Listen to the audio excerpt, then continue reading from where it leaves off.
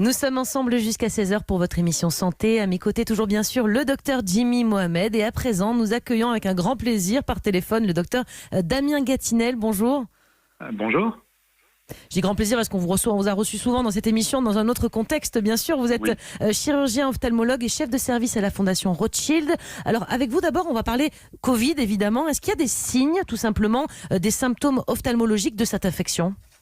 Alors, il y a des signes qui sont rares, qui ne sont pas fréquents. Ce ne sont pas des signes de premier plan, mais il a été rapporté que une des premières manifestations précédant un peu les signes respiratoires pouvait être celle d'une conjonctivite, c'est-à-dire d'une inflammation de la conjonctive des deux yeux ou d'un œil.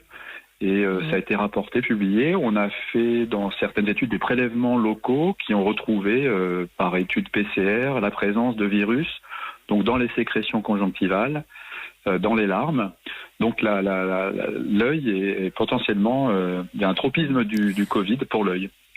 Et docteur Gatinel, est-ce que ces symptômes oculaires, donc à type de conjonctivite par exemple, on peut avoir ça tout seul, je veux dire, quand on est infecté, qu'on est Covid+, ou est-ce qu'en général c'est associé à de la toux, de la fièvre, dans les cas documentés en tout cas ?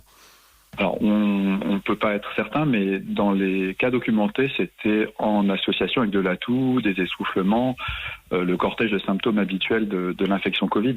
Le problème est actuellement qu'on est en période de saisonnalité pour les allergies. Il y a beaucoup de conjonctivite printanière, donc il ne faut pas non plus affoler la population. Et bien évidemment, si vous avez les yeux qui grattent, qui coulent, le nez qui pique, c'est probablement plus une allergie qu'un début d'infection Covid. Mais il faut y penser si, bien sûr, cette conjonctivite précède ou s'accompagne des signes plutôt de toux, d'essoufflement, etc.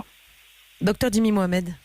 Docteur Gatinel, lorsqu'on voit ce qui se passe à l'hôpital ou même en médecine de ville, les médecins ou les soignants qui sont en contact avec des patients Covid portent des lunettes de protection. Est-ce que ça veut donc dire que c'est un mode de transmission possible, les yeux ? Oui, c'est un mode de transmission possible. Alors, on ne l'a pas mis en évidence, encore une fois, directement, mais on a de fortes suspicions quant à la possibilité d'une contamination par voie conjonctivale, en particulier en cas d'aérosolisation, de projection de gouttelettes sur la conjonctive.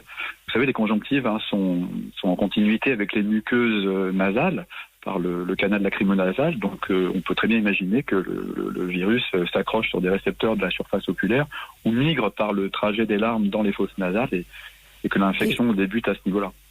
Et ça donc, docteur Gatinel, pour monsieur et madame tout le monde, ça veut dire quoi ? Il faut éviter de se toucher les yeux avec les mains sales, enfin je sais pas, pour les porteurs de lentilles par exemple, qui se touchent plus souvent les yeux, c'est quoi les précautions ?